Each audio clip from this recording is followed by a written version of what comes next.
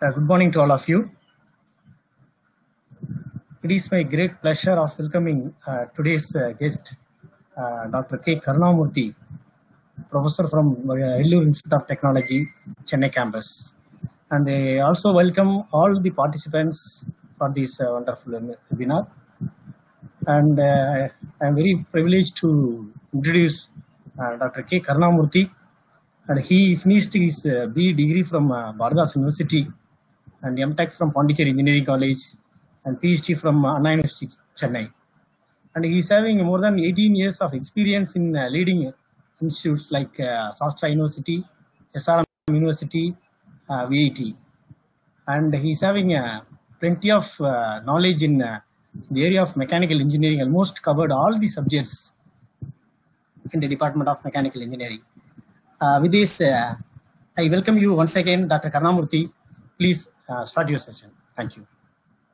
Yeah, well, good morning, dear teaching faculty, students, and other attendees. I welcome you all for this webinar on applications of heat pipes. Without further delay, let us get into the webinar. So, I am Karunamurthy from VIT Chennai.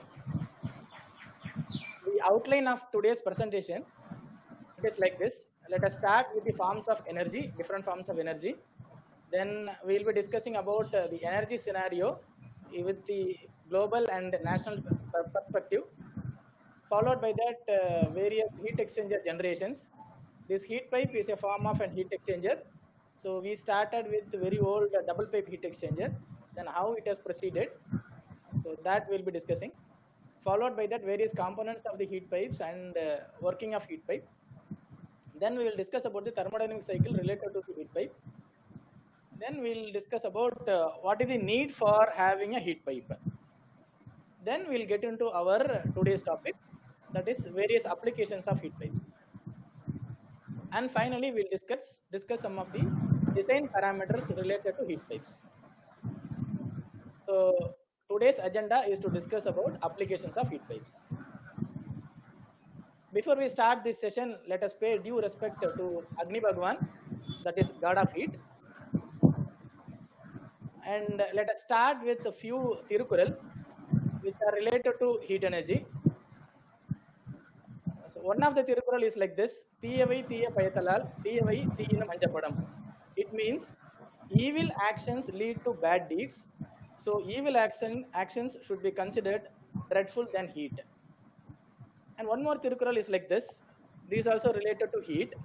Varumunnar Kavadan Valkai, Erimunnar Vaitar Pola Kedum. It means life without any preventive measures is similar to perishing a paddy straw by placing in front of heat. So with this, let us get into our webinar. And even in our Indian mythology, we have come across this heat. Whenever we do any puja or whenever we perform some rituals, we used to do the offerings to the Agni Bhagavan. And even in our epic Ramayana, Sita, she has proven her sanctity by performing Agni Pariksha. And similarly, in the epic Mahabharata, Draupadi, she came from fire. The bottom line is that heat cleans the impurities and all evils. So heat is considered as good, pure, useful, and it is mandatory. Hello. Yeah. Coming to the forms of energy. The various forms of energies are light, sound, magnetic energy, electrical energy, work, kinetic energy, potential energy, and heat. So heat is considered as a major form of energy which is available everywhere. Now we are going to discuss about this heat. Coming to the perspective of energy, global perspective, if you see, there is a parameter called Energy Trilemma Index. This Energy Trilemma Index was developed by World Energy Council.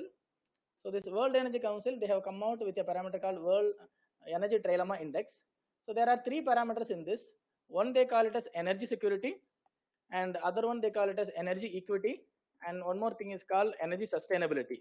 Energy security is providing electrical energy to everyone, and that energy that is available should be affordable. That we call it as energy equity.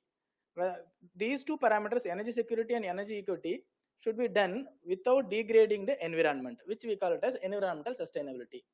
This, if you compare with our Indian mythology, we say in Tamil, we say aram, purul, inbam, veedu.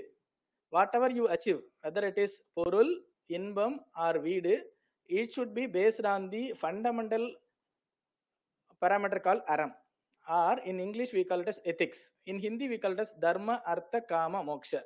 In English, if you want to achieve material, if you want to achieve pleasure, if you want to achieve infinite consciousness, everything should be achieved only through ethics. So with this, to provide energy to the people, affordable energy and energy availability to the people, we should do it without degrading the environment. Now, let us see how this energy is being provided to all the nations with respect to Energy Trilemma Index. There is a small video for 4 minutes. This is from World Energy Council.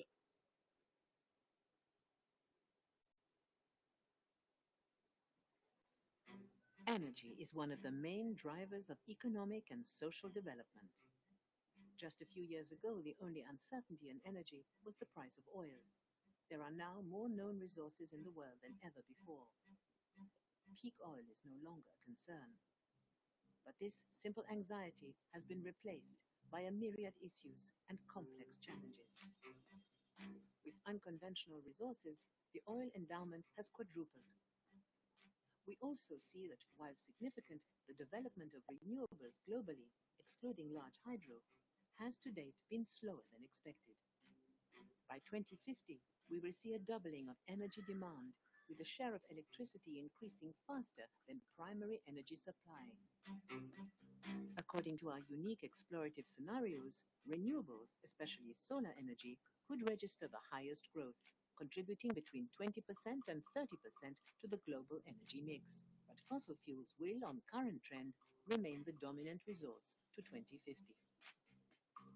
During the same period, whether in the decentralized jazz scenario or the more orchestrated symphony scenario, greenhouse gas emissions could double or even quadruple by 2050 compared to 1990 levels, with the potential to expose our energy infrastructure to disasters.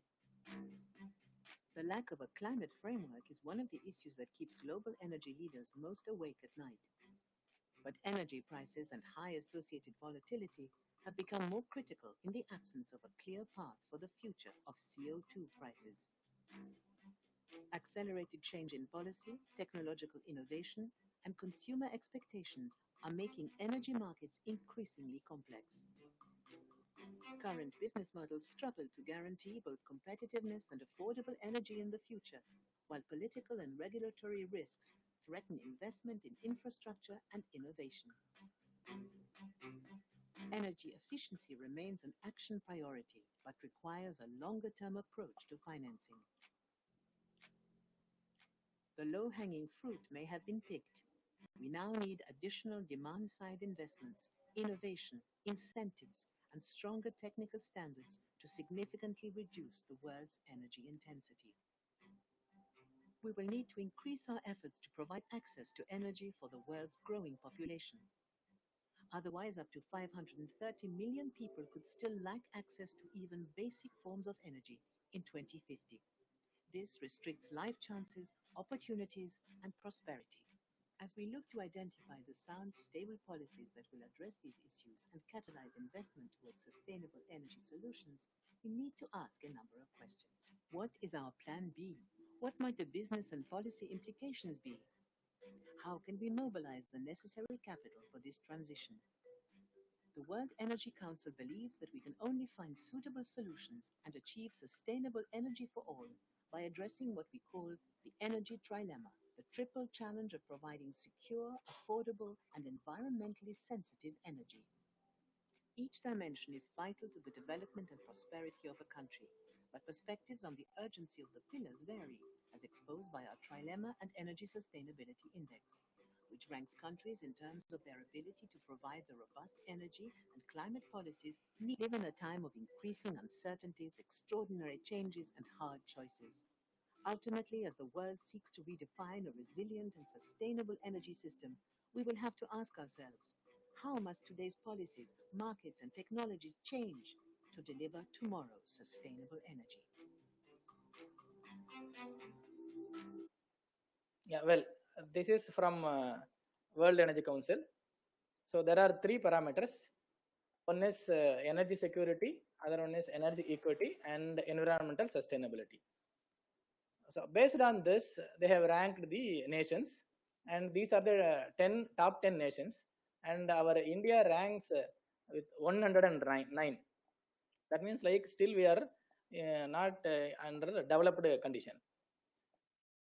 So there is one more organization called Renewable Energy for 21st Century. They have given a global status report, which shows that still across the globe, almost 80% of the energy is being produced through thermal power only. So till now we are producing power only by means of heat. With respect to the national perspective, as on today, means like as on 31st March, the total installed capacity in India is around 3,70,106 megawatt. And there are three players in supplying the power. One is by the central government, other one is by the state government, and the third one is the private players. So coming to the power generation using various resources, again thermal energy tops in India also with 62.3%, and remaining are by the other sources of energy. So coming to the heat exchanger generations, we are going to discuss about heat pipe. Heat pipe is a form of heat exchanger. Heat pipe is a compact heat exchanger. So in earlier days, we used to have plain tubes for fabricating heat exchangers. Subsequently, to increase the rate of heat transfer, these plain tubes were provided with fins. So here you can see fins are being provided in the tubes. This will increase the surface area, thereby the heat transfer increases. And the third generation heat exchangers, they were using swirl generators. Swirl generators are inside the flow passage. We used to provide a helical twisted tape. So when the fluid passes through this, it will pass, let us say it is going to enter through this and it is going to leave through this pipe like this. So it is having a primary flow. Apart from that, when it passes through this, it is going to follow the profile of the tape, helical tape that is provided. So that we call it as secondary flow. So normally you will have, when there is no swirl generator in the flow passage, we will have only primary flow. By providing swirl generator, we can create turbulence and we can have double flow, primary flow and secondary flow, which will increase the rate of heat transfer. And coming to the fourth generation heat exchangers, these days we are having swirl generators along with electrostatic field. This we call it as an active mode by which to increase the heat transfer. But whereas the other forms are we call it as free mode. Okay, so in all the whenever there is a development in the generation of the heat exchanger, we are aiming in increasing the rate of heat transfer. So our objective is to increase the rate of heat transfer. So in the universe, we have various materials.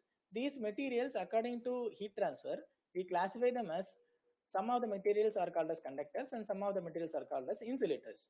When I say conductor, its thermal conductivity is very high. Materials which possess very high thermal conductivity are called as conductors, and the materials which possess very less thermal conductivity are called as insulators.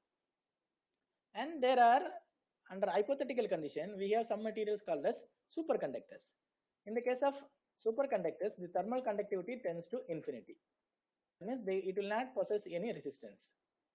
So our heat pipe is a concept which is going to adopt superconductivity principle.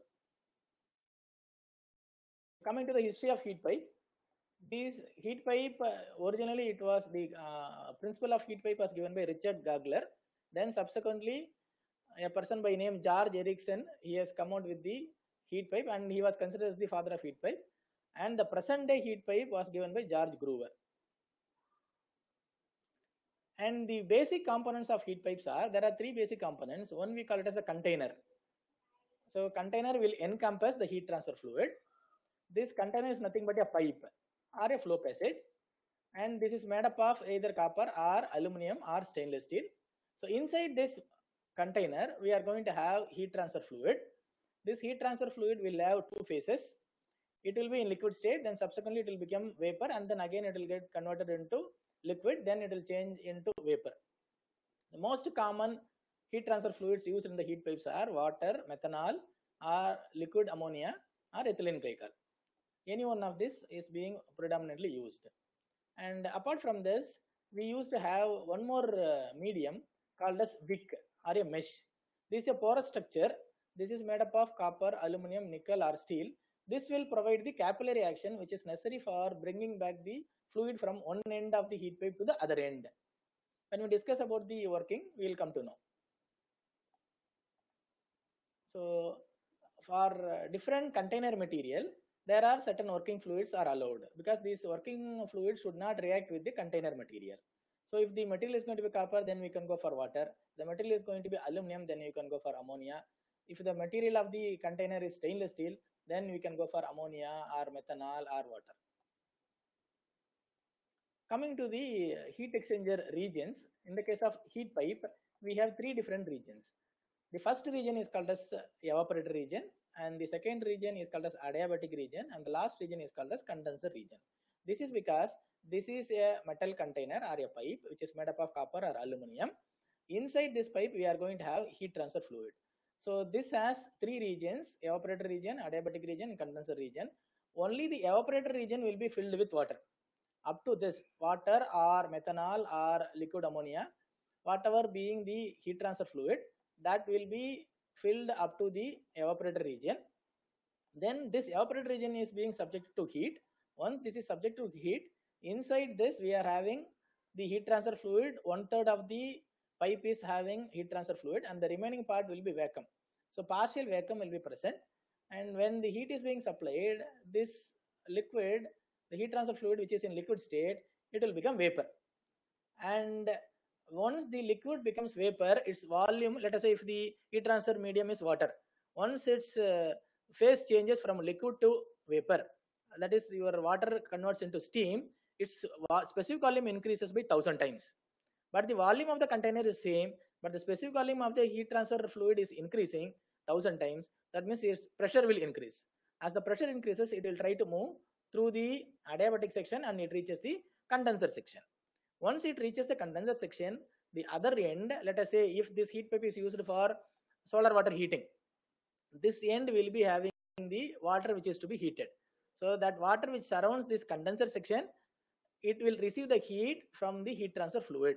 Once the heat transfer fluid gives the heat to the water that is present outside, the liquid, the heat transfer fluid which is in the vapor state, it will get converted into liquid, and the liquid that is present here, it has to be brought back to the evaporator section back, which is done by the wick material. Wick material or porous material, because of the capillary action, capillary will perform like a pump, and it will increase the pressure and it will make the fluid to come back to the evaporator section. This is what happens in the case of a heat pipe. So heat pipe has three sections. One is evaporator section, other one is adiabatic section, and condenser section. Upon heating, the fluid present inside the heat pipe, it evaporates, reaches the condenser section, loses the heat to the medium wherever you want to transfer the heat, and from here with the help of the capillary, it comes back. So this process continues. So if you represent this in a thermodynamic cycle, here you can see process 1 to 2. This is heat addition, constant pressure heat addition. And from here, the liquid present in the evaporator section, it becomes vapor. And 2 to 3 process, after reaching the condenser section, it undergoes condensation. It undergoes condensation. This is the process 3 to 4. And process 4 to 1 is the capillary action, which increases the pressure from this pressure level to this pressure level, and the process continues. This is the thermodynamic cycle which is involved in the heat pipe function. Why do we want to go for heat pipes? Because I have told you, like, there are three different materials with respect to heat transfer. One we call it as a conducting material, other one we call it as a insulating material. Insulators are poor conductors of heat which will not allow the heat to pass through. It has a lot of resistance. And there is one more type of hypothetical material called superconductor, which has very high thermal conductivity. That means its resistance is very less. Now, if you see the materials that are available, if you see, aluminum has a thermal conductivity of 237, and mostly for engineering application we will go for copper. All the heat exchangers are made up of copper, which is having maximum thermal conductivity of almost 400 watt per meter Kelvin. So that is why we go for copper. And silver is having 429, but since it is costly, we will not go for silver, we will go for copper. And now these days we have nanotechnology. So if you are going to use carbon nanotube, whose thermal conductivity is almost 2000 to 6000, but still this is also very costly. So now if you go for a heat pipe, then the thermal conductivity value will increase 100 times. Let us say the container material is made up of copper. Copper has a thermal conductivity of 400 into 100. This much times the thermal conductivity can be increased. That is why we go for these heat pipes. And this offers very less resistance for heat to be transferred. And even with minimum temperature difference, we can transfer the heat. These are the advantages, right? Normally the driving force for heat transfer to occur is the temperature difference. So even with less temperature difference, we can achieve the heat transfer. Now let us see a small video which shows how does this heat pipe transfers the heat, how fast it transfers the heat. Here in this video they are going to compare a solid copper rod with a heat pipe, right? They will use this experiment. For this experiment they will be using a thermochromic polymer sheet which will change the color upon the difference in temperature. When the temperature of the sheet changes, then its color also changes. So now you can see this small video to indicate how fast heat pipe conducts the heat. Hey everyone, today I'm going to be showing you the world's fastest heat conducting material. And then I'm going to cut it open and show you what's inside of it and how it actually conducts heat so fast. So first let me show you how fast this thing actually conducts heat. It's pretty amazing. It's almost instantaneous. I have two rods here. One of these is just a regular copper rod. Now copper has a very high thermal conductivity. It's one of the fastest conducting metals there is. And because electrical conductivity and thermal conductivity are related to each other, that's why you see a lot of wires made out of copper, because it can also transfer electricity easily. So I'll compare this copper rod to this heat pipe here and show you how much faster this heat pipe actually conducts heat compared to this copper rod. Okay, so now we're going to try to actually see this heat transfer. So I'll put my copper pipe. So this sheet is called thermochromic polymer sheet. So it will undergo color change whenever there is a temperature difference. So he is having two pipes. One is copper rod, other one is heat pipe. Pipe right here. And then I'll put my heat pipe on the other side here. So when this stuff gets cold, it turns black.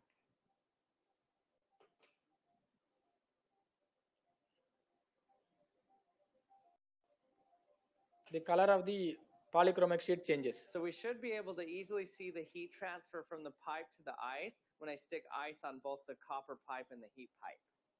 Okay, so what I'm going to do is I'm going to set ice on the heat pipe and the copper pipe, and we're going to see how fast the heat gets transferred from the pipe to the ice. Okay, 3, 2, 1. Whoa, it just instantly turned it black here. And now you can see it slowly moving up the copper pipe. That is awesome.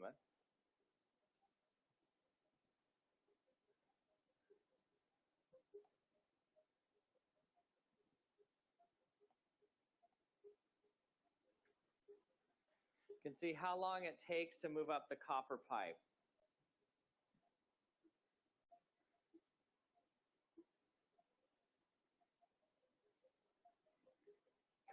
Okay. So that is the experiment which shows how fast a heat pipe transfers the heat. This is the reason why we go for heat pipe. And apart from this, when the resistance is very less, you will see like almost heat is being transferred uniformly throughout the heat pipe. That means we will not have any thermal stresses being developed because of the heat transfer which is occurring in the heat pipe. And one more advantage is that we have evaporator section and a condenser section. in these two places, especially in the case of evaporator section, we will have both sensible heat transfer and latent heat transfer, whereas in the case of condenser section, only the phase change is going to occur. Only latent heat transfer is involved. So when we have latent heat transfer, we have one more advantage. Let us say if it is heat transfer is occurring, then to calculate the amount of heat transfer, we commonly use this formula Q equal to mCp delta T. If it is sensible heat transfer, then delta T will be some positive value or negative value. Delta T changes. If it is latent heat transfer, here in the case of heat pipe, we are having phase change. So latent heat transfer occurs. If latent heat transfer occurs, then delta T is 0. But remember, heat transfer occurs. When heat transfer occurs, the value of the Q will be positive, but delta T is 0. If that is the case, the product of these two, mCp and delta T, that is positive, but delta T is 0. If that is the case, then mCp value tends to infinity. That means it has lot of energy density, right? That is one more advantage. That is why we go for heat pipe. It can take any amount of heat. Its energy density is very high. And one more advantage is that these heat pipes are predominantly used for electronics cooling. And to cool the electronic circuits, let us say in the case of the laptop, in the case of computer or any electronic circuit, wherever you have the processing unit, the heat that is being generated because of the working of the processor, that has to be dissipated. For dissipating that, we are using these heat pipes. So heat pipes are nothing but the heat sinks which will transfer the heat from the CPU of the computer or CPU of any electronic circuit, and it will be dissipated to a place where you want to transfer the heat, mostly to the surrounding. With the help of a fan, we will be transferring the heat. So these days, what is happening? These electronic components are advancing, and the size is coming down, and they are performing various operations at very high speed.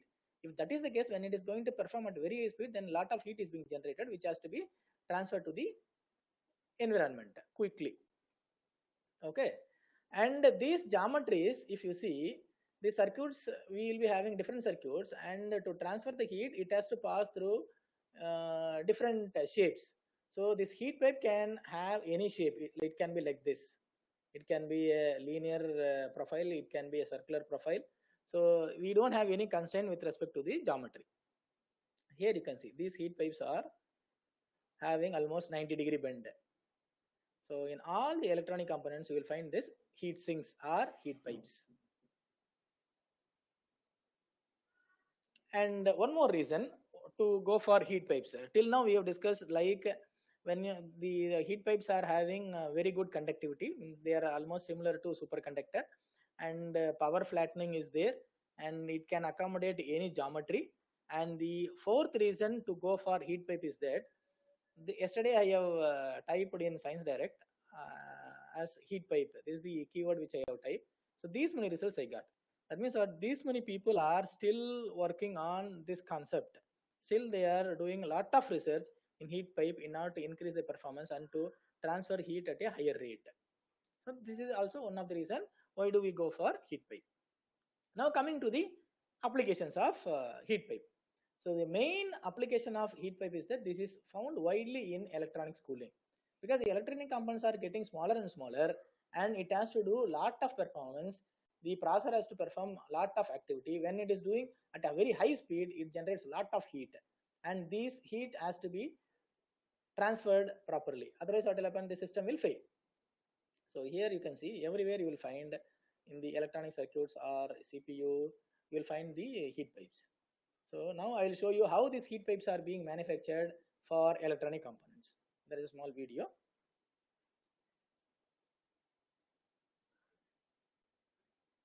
Heat pipes are being baked. So let's start from scratch. In a CPU cooler, the heat pipes conduct heat from the base plate to the fins. This means they are an integral part of the overall cooling process. But before these pretty copper pieces are ready to keep a CPU up and running, the manufacturing process starts with a very big roll from which a long, really long copper pipe is first coiled up. In a special machine with an awe-inspiring force of 47 Newton meters, this coil is pulled out straight and then chopped into long pieces in a deafening process. The future heat pipes are next cleaned in a special cleaning solvent with the help of ultrasound. In the next stage, one end of the heat pipe is compacted and pressed into a taper. The small hole on one side is to permit its later filling with a liquid coolant. The heat pipe is now filled with a mixture of copper powder, while a centrally positioned and powerful vibrating steel tube ensures the mixture is evenly distributed as it is filled. That is an extremely important step because without the correct amount of copper powder in the pipe, it would not transfer heat properly later on, which would essentially make the heat pipe useless. The spaces left behind when the vibrating steel tube is removed are where steam will later flow through, and the copper powder combines under extremely high temperatures with the copper pipe to form copper capillaries through which condensed water is transported back towards the heat source. So that's about manufacturing of heat pipes for electronics application. And other major application where we are using this heat pipe is aerospace. In aerospace, earlier we used to have launch vehicles. Launch vehicles are used to launch the satellites in the orbit, and this launch vehicle will not come back. Then subsequently what happened? So when these launch vehicles, they launch the satellite, and if it does not going to come back, then we are going to lose lot of material, and many systems are being lost. We are not going to reuse. Then came the concept of re-entry launch vehicle. So this news you can see, this is from Hindu. Even our ISRO, they are going to develop a reusable launch vehicle. That means this launch vehicle, after launching the satellite in the orbit, it will come back to the Earth, and again this can be used for launching the other satellites. This is one idea which we call it as re-entry launch vehicle. And there is one more type called the space shuttle. This space shuttle, this will carry the humans, and they will go to the space, they will perform certain activity, they will accomplish certain mission. After that, they have to come back to Earth. So this has to re-enter into the Earth. Whether it is re-entry launch vehicle or space shuttle, when they re-enter into the Earth's atmosphere, it experiences lot of friction with the atmospheric air, which we call as viscous drag. Because of this, lot of heat is being generated. So because of this, what will happen? We should have a proper thermal management. Otherwise, the complete system will fail. You might have heard about this Columbia Space Shuttle disaster, right? This is because of the poor thermal protective system that was there in the Columbia Space Shuttle. And in this Columbia Space Shuttle, our Indian origin Kalpana Chawla and other 6 crew members, they were in a mission. They went to International Space Station, and when they were coming back to Earth, when they were re-entering into the Earth, so you can see, because of the thermal protective system, when the Columbia Space Shuttle was launched, a small portion of the brick, a thermal protective system, it failed, it fell off. And when they re-entered, so that portion where the brick has come out, heat penetrated into the system and it has completely damaged the space shuttle. So if it is a manned mission, if you are going to send humans to space, and when they have to re-enter, the thermal protective systems of the space shuttle are very, very important. So here you can see this is a space shuttle. So when the space shuttle is entering into Earth's atmosphere, it is going to the leading edge of the space shuttle is going to experience a lot of heat because of the friction with the atmospheric air.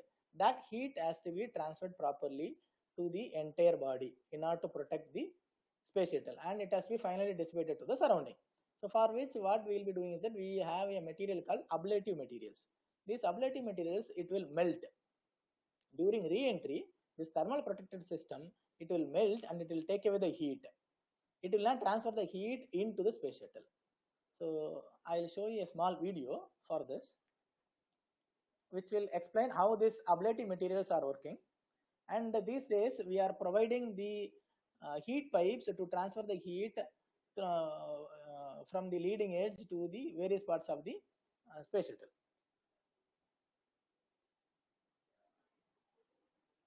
One of the most dangerous times for an astronaut is re-entry to Earth's atmosphere. Most recently, we've watched the shuttle return home and re-enter our atmosphere.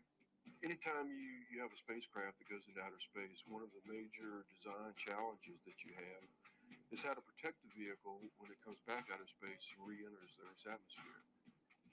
Robbie Kearns manages NASA Langley. Re-entered the Earth's atmosphere. This process is known as ablation. And there was enough on it to protect it throughout the peak heating times, which allowed it to protect the spacecraft until it splashed down in the ocean. The Apollo spacecraft was designed to be used only once. Today's shuttles are designed to travel to space over and over again for as many as 100 missions. Re-entry is still an issue for the shuttle. The same extreme conditions of space still affect this craft. So how did the NASA engineers solve the problem this time? Those temperature variances are nothing when compared to the tough conditions astronauts face when traveling from the harsh cold of space to the hot friction of re-entering our atmosphere. When the shuttle's in space and passes through Earth's shadow, the temperatures can be as low as minus 157 degrees Celsius. That's minus 250 degrees Fahrenheit. And when the shuttle re-enters Earth's atmosphere, the friction can cause those temperatures to soar as high as 1,650 degrees Celsius. That's 3,000 degrees Fahrenheit. When the orbiter re-enters, it re-enters at a very steep angle. As the flow comes up, it wants to come up and then go over. And that turbulence and that velocity of the air that moves over creates a tremendous... Tiles really are a unique piece of engineering. They're very lightweight.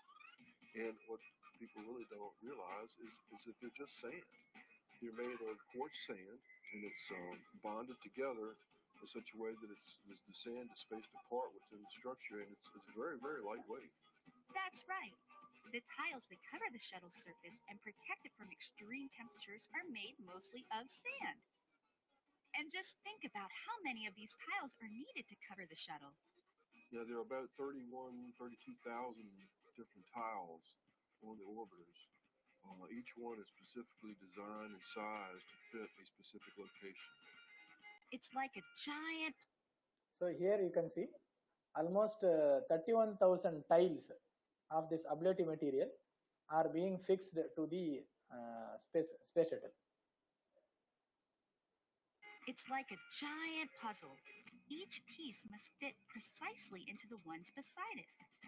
And with the irregular shape of the shuttle, that's no easy equation to figure out. So what's next for NASA's engineers?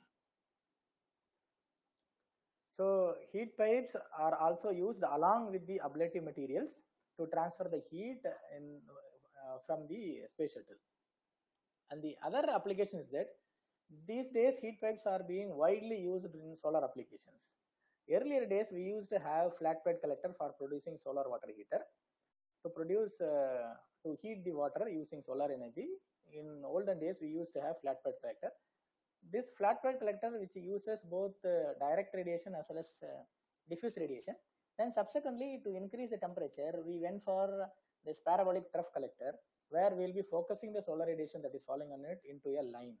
So in this line, we'll be having a receiver pipe through which the heat transfer fluid will pass, and the temperature of the heat transfer fluid will increase because of the focusing of the solar radiation that is falling on this. And this focusing can be done only with the direct radiation, and we cannot use diffuse radiation to focus. These days we are having evacuated tube collectors like this. These evacuated tube collectors, inside this you will find heat pipe. So as the solar radiation falls on this, since it is evacuated, radiation can be avoided. Whatever light that is entering, upon hitting this heat pipe, it will become heat. And once it becomes heat, the glass will not allow the heat to come out. So it is going to get trapped and its temperature increases. So inside the heat pipe, we are going to have a heat transfer fluid. It can be water, methanol, or ethylene glycol. So which evaporates from the evaporator section and it reaches the condenser section and the process continues. So thereby it transfers the heat from here to the storage tank. Here you can see there is a storage tank where the heat that is because of the solar energy that is falling on this, it heats the heat pipe and the heat is being transferred to the water. And this concept is being used these days in all the solar water heater. I'll show you a small video how does this heat pipes are being used in solar water heating purpose. Sunbank Solar, and I'm here today to explain to you how the evacuated tube solar collector works. So as you can see, the Sunbank 80-gallon system has 30 vacuum tubes, vacuum tube collectors, and these are really what make the system work and work so well. So how the system works, and I've got this taken out so I can kind of show you, is first of all, it's an evacuated tube. And what that means is that there's two pieces of glass. There's this outer piece of glass and an inner piece of glass that are fused together. And those pieces of glass have a vacuum between them. So there's no air. The air is taken out. And what that enables is that the sunlight will hit the glass tube, go through to the inner layer of glass, and it'll heat up the inside of the tube. So it'll be 300 degrees inside of the tube and cool to the touch on the outside. So the second important feature of the vacuum tube is that it has this aluminum fin assembly, which runs the entire length of the tube. So this aluminum assembly touches the inner walls of the tube, which transfers all that heat into the copper heat pipe, which is arguably the most important part of the design. So the copper heat pipe is a hollow tube that is sealed on both ends, and it has an alcohol solution which vaporizes at a very low temperature. So that vapor vaporizes at the bottom, rises to the top of the tube into what here is called the condenser bulb. And that condenser bulb is inside the manifold of the tank. So it's surrounded by water. So, and that's very hot. So when it's surrounded by that water, it condenses, phase change, releases all of its energy into the manifold, into the water in the tube, and it falls back down with gravity as a liquid to the bottom of this tube and repeats that cycle just continuously throughout the day, heating the water in the sunbank. One other feature to show you is at the bottom of the tube here, you have this silver color, and that is barium. It's a barium getter, and barium will take any oxygen that seeps into the vacuum, and it'll take it out, which is a very cool feature. So that's the Sunbank evacuated tube collector, and it's the key to why the Sunbank passive solar water heating system is so efficient. So that's about solar water heaters using the evacuator tube collector along with the heat pipe. So inside this we have the heat pipe which transfers the heat, the solar energy that is falling is being converted into heat, and that heat is being transferred to the header where water is being stored. And so we find this heat pipe being used for solar water heating. So these days we have only evacuated tube solar water heaters. And the solar water heaters are also used for room heating, especially in the case of like let us say European countries where the temperature is very less. The room temperature will be very less, and it is not comfortable for the humans. So what they used to do, they used to have a fireplace. In the fireplace, firewood will be burned. Or these days we have electrical heaters also for room heating. So thereby they will increase the temperature of the room, which will be comfortable for them. So instead of this electrical heater or having a fireplace, we can go for solar heating, and this solar heating will transfer the heat with the help of the heat pipe. Here you can see this is the thermal energy storage device. The solar radiation that is falling on this, here we have the evacuator tube collector along with the heat pipe. So that will transfer the heat, and the heat will be stored here, and with the help of a blower we can send the hot air to the room. Okay, so I will show you a small video in this. Here audio will not be there in this.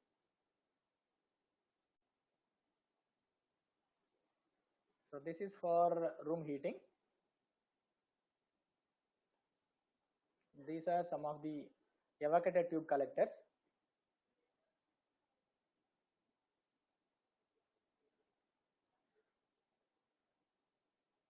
These evacuator tube collectors are being installed. Here you can see. It can be placed in any building.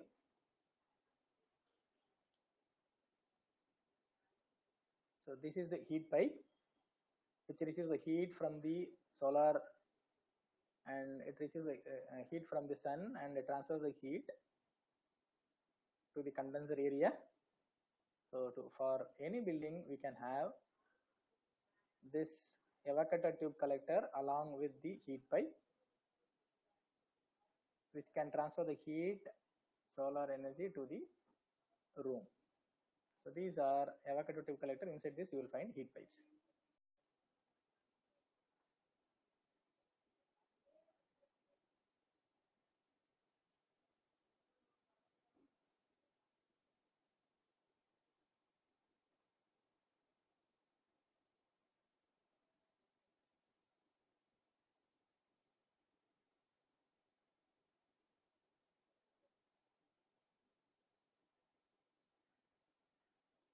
Thus, we can use heat pipes for room heating application also. Coming to the next application, let us say we want to dry some of the agriculture products. Let us say in the case of Achi Masala or Shakti Masala company, they get the agricultural produce from the farmers, and before being made into the final product, that has to be dried. Then they will make it as a powder and they will supply. These agriculture products we have to dry. For drying, normally the common process is open sun drying. When you are going to do the open sun drying, then this is exposed to the outer environment, so this may get contaminated, and it also takes a lot of time to dry the agriculture produce. So we have a device called a dryer, and this dryer, some of the places they used to have electrical dryers also, which will supply electrical energy and heat is being generated and the agriculture products will be dried. So instead we can go for solar dryer using heat pipe. So these are evacuated tube collectors. Inside these heat pipes are there, which will receive the heat and it will transfer the heat to the common header. To the common header, with the help of the blower, we are going to supply air. This atmospheric air, which is at around 30 degrees C, which will be allowed to pass through the header. And here we are going to have the condenser part where the heat is being rejected by the heat pipe. So that heat will be carried away by the air and it will be sent to the some drying cabinet. This is a drying cabinet or a drying chamber where we are going to place the agricultural product that will get dried. Because of this, what will happen, without any extra energy input, we can dry the agricultural products and the drying rate is faster. And since this is completely covered, the agriculture products are not going to be contaminated. So we can use this heat pipes for solar drying application. Apart from this, for doing the desalination, water desalination, according to WHO, 2.2 million deaths in a year are due to waterborne diseases only. So now, to overcome this, why this is happening? This is because we don't have the proper potable water. So if you have proper potable water, then we can avoid these many deaths. So we have to, but the water that is available, the raw water that is available is brackish water or it is saline. Right? Most of the water that is present there is not potable water, so that has to be treated. So for that we are going for this desalination process. If the desalination is done using solar, then we are not going to spend any energy or it is going to be economical. So for that, here we have given a schematic diagram where the brackish water or the raw water is sent to the is being heated with the help of the evacuated tube collector, which is provided with heat pipe. And once this water becomes steam, it is not going to be contaminated. It is free from contamination. That steam we have to condense. It is being condensed by both air and then by water. After condensation, we will get the distilled water or potable water. Okay, so this can also be done using the heat pipe. We can use the heat pipe for heating the brackish water or raw water, and that steam upon condensation will get potable water. So for water desalination, we can use heat pipes. Other advantage is that in the case of power plants, for preheating the air, for preheating the water, this heat pipe heat exchanger can be used. And for geothermal application also, in the case of geothermal application, we used to get the steam directly from the earth. When you are having a deep well, wherever at some locations of the earth, you will get, when you allow water to pass through, then it will transfer that water into steam. These places, we can have a lengthy heat pipe, which will transfer the heat from the earth to the above ground. And here we can transfer this heat to another working medium and we can run a power plant. This is also possible. Some of the other applications, these are the places where still these heat pipes are not being used. I am suggesting these are the areas where we can provide the heat pipes. Let us say in the case of an engine, for cooling the engine, we have cooling water being circulated or coolant being circulated, especially in the case of cars and trucks and in heavy vehicles. So in those places also we can have heat pipes. And for laser cutting, whether it is laser cutting, laser welding, or to weld two metals. Let us say these are the two pieces of a metal which has to be welded, right? So you are doing some welding process. When we do the welding process, so this portion we call it as a weld, and this is parent metal. These two are parent metals. This is the weld, and after fusion, what will happen after cooling? The some portion from the weldment, some part of the parent metal from the weldment near that area will get affected, and that zone we call it as heat affected zone. Here, lot of thermal stresses will be developed, right? Because when during the welding process a lot of heat is being generated, that heat has to be transferred uniformly to the material. If the material is not going to conduct properly, then the region closer to the welding area weldment, that area will be affected by heat affected zone. So here thermal stresses will be more, and when this material is being subjected to any load, the failure will occur only in the heat affected zone. So if we can transfer the heat with the help of heat pipe to some other place, then this heat affected zone can be prevented. So we can use these heat pipes for welding application also. And similarly, you can use the transferring the heat in the case of nuclear reactor, where we want to transfer the heat very quickly at a very faster rate. We can use heat pipes. And now here one more interesting application is there where we can use heat pipe, but this is not being used. Right now heat pipes are not being used. They are using two other methods. There is a problem with the aeroplanes. Whenever the aeroplane is in the hangar, especially in the Scandinavian country, in the northern hemisphere, in the countries closer to the northern hemisphere, these aeroplanes, the wings of the aeroplane will experience ice formation. So this ice has to be removed. Otherwise, it will destabilize the aeroplane. So for that, I am suggesting we'll go for heat pipe to transfer the heat and to de-ice the aeroplane. This video will show you how the de-icing is being done right now. At present, they are spraying some chemicals to de-ice. This ice formation occurs when the aeroplane is in hangar or when the aeroplane is in flight also.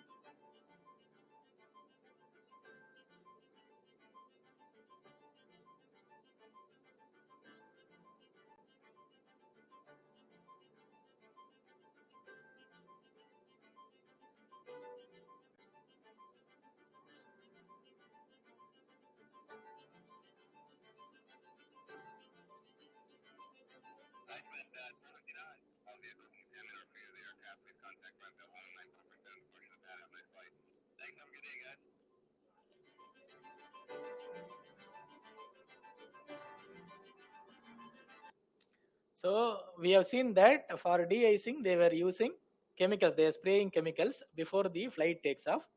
At a higher altitude, where the air temperature is very less, then again ice is being formed on the wings. To de-ice that, they were using the exhaust gases coming out from the engine. So if that is the case, then you have to go for back pressure turbines. That means there will be a loss of energy. So what I am suggesting is that we can provide the heat pipe which can extract the heat from the exhaust gases, and that can be transferred to the wings of the aeroplane. Thereby we can do the de-icing. And coming to electric mobility, so these are the days where we are having a complete transformation of the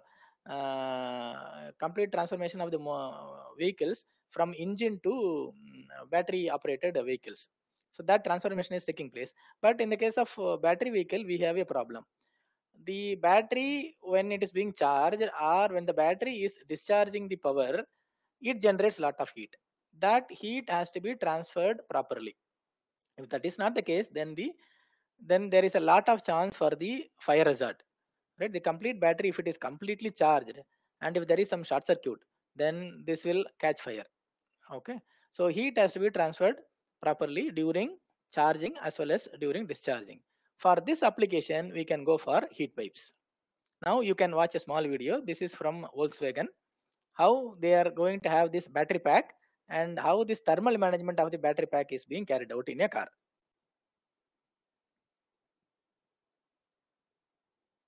Shortened service life, reduced capacity, compromised operational safety.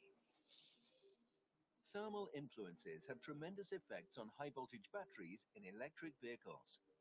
To guarantee an optimum temperature range and to prevent overheating defects, large quantities of thermally conductive potting media are used. So here they are having thermally conducting medium to transfer the heat. This is the place where we are going to place the battery. This high voltage battery is going to be kept and it is going to transfer the heat. I am suggesting that we can have heat pipes for transferring the heat, which will have better heat transfer rate compared to this. They provide a reliable heat transfer between the high voltage battery and the housing, through which cooling takes place. They also protect sensitive components from shocks and vibrations while driving. Especially for potting high voltage batteries, we have developed a new system solution consisting of a dispensing unit and a material feeding system. You too can benefit from the long-standing experience of the leading manufacturer of dispensing technology for heat conducting media, Scheugenpflug.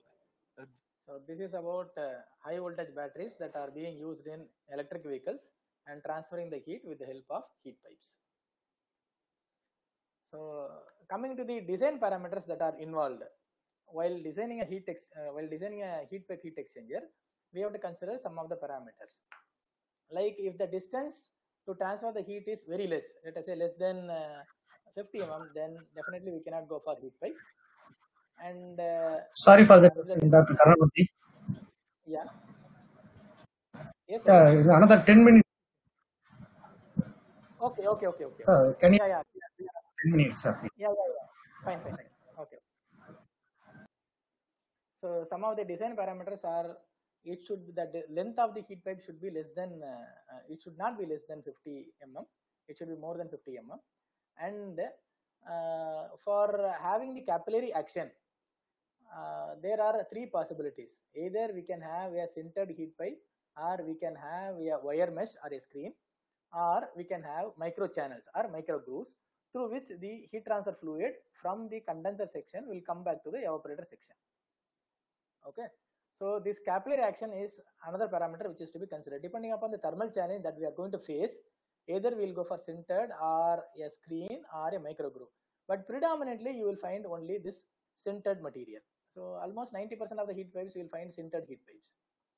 And within the whether it is sintered heat pipe or screen or micro groove, the size of the pore that is there in this sintered material, that also plays a major role. And whenever we design a heat pipe, we should consider a 20% cushion as a safety factor. Let us say you want to transfer a heat of almost 80 kilowatt, then we have to design for 100 kilowatt, because we cannot predict how much extra heat will be developed during the process. So 20% cushioning has to be considered. And when I have told you, like, it can have any profile, it can have a circular profile, it can have many bends to transfer in the case of electrical application, I'm telling, this heat pipe will have different profile and it will follow different path. So when it is having different path, there will be a lot of bends. Wherever you have this bend, then the pressure drop will be more and it's the amount of heat that is being transferred will decreases. Well, if for example, as a thumb rule, they say, like, if you are going to have a 45-degree bend, then the heat transfer decreases by 2.5%. So there is one small video for 2 minutes which will show about how these heat pipes are used for electronics application, and they are considering the design parameters.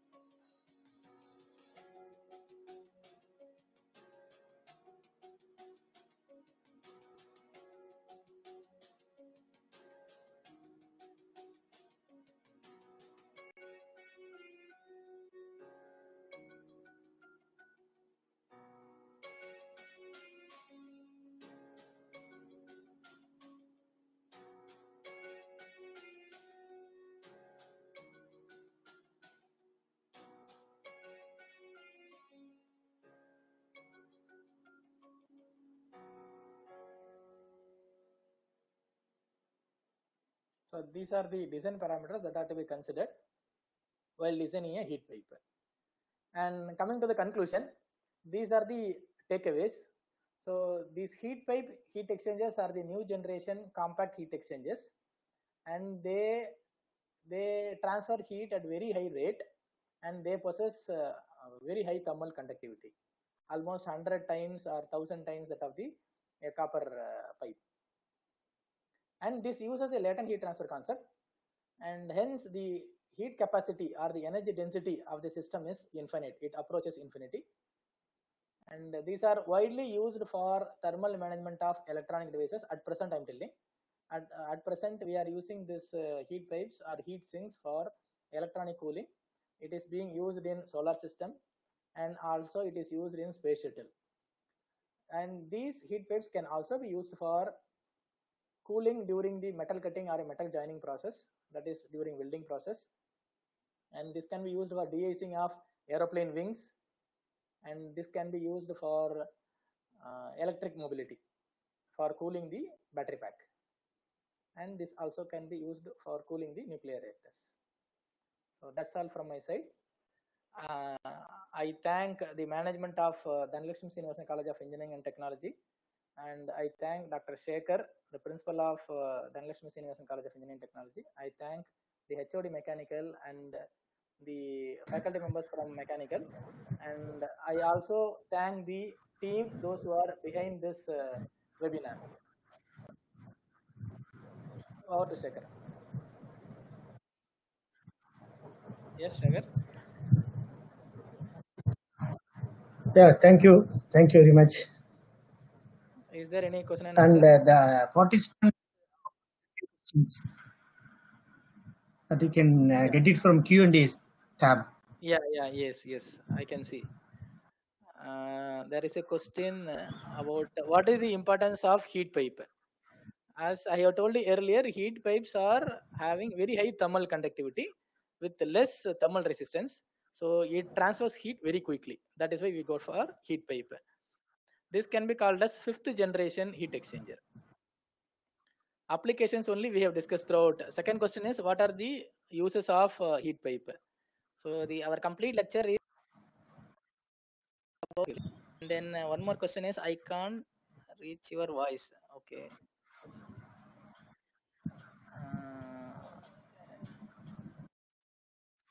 Last one. When it's in commercial use. And hello. Yeah, heat pipes are already Please. there in use.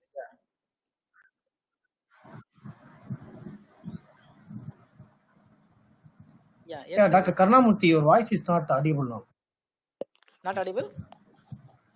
Hello? Is it audible? Yeah, please proceed. Yeah. So and other question is that when we can expect the heat pipes in commercial use. Heat pipes are already there. It is there in commercial use, but it is limited to certain applications like electronic cooling we are using, and we are using for space shuttle cooling and for solar heating. Only these areas it is there. There are many areas where we can use this, and we can explore. I have listed some of the applications where this heat pipes can be used. And they're asking to upload the PPT. Okay, we'll share the PPT. And there is a question on what are the materials that are being used for producing heat pipe.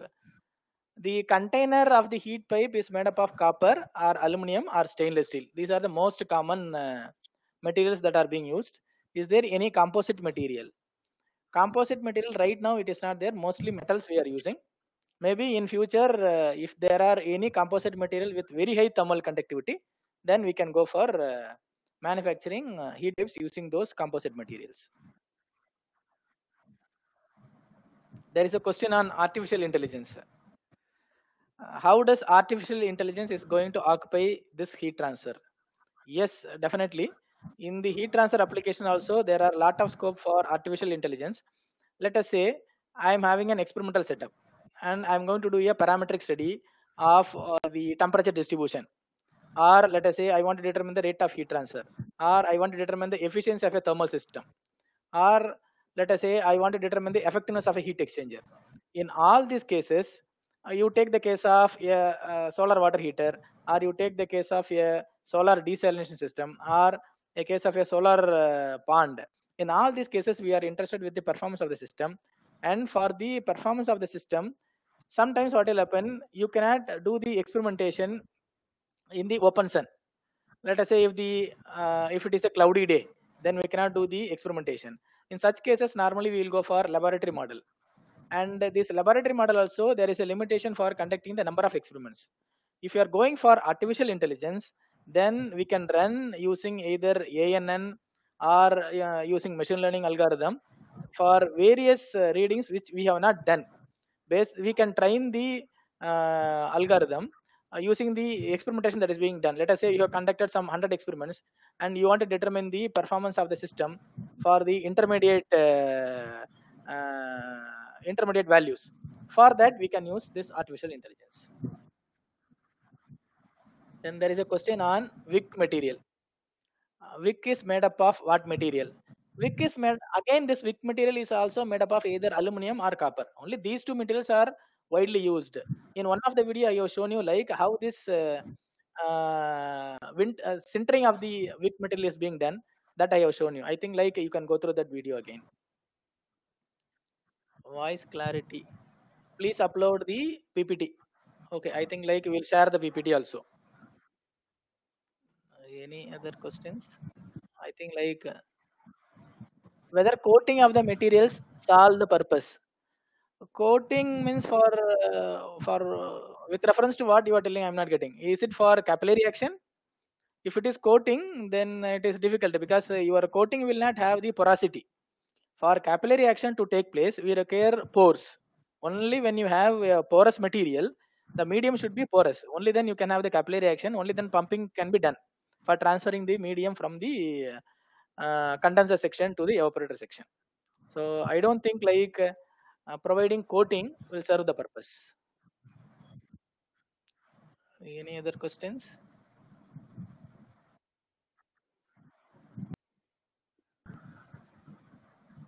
Yes, Sagar. I think like I have done almost. Any Yeah, other questions? almost Yeah. answered. Yeah, thank you, Dr. Karnamurthy, once again. Yeah, On behalf of the entire college, thank you very much for the wonderful lecture. Thank you. Yeah, thank And you, thank you Sagar. all the participants. Yeah, thank you, participants. Thank you all. Bye. Yeah, yeah, yeah, bye.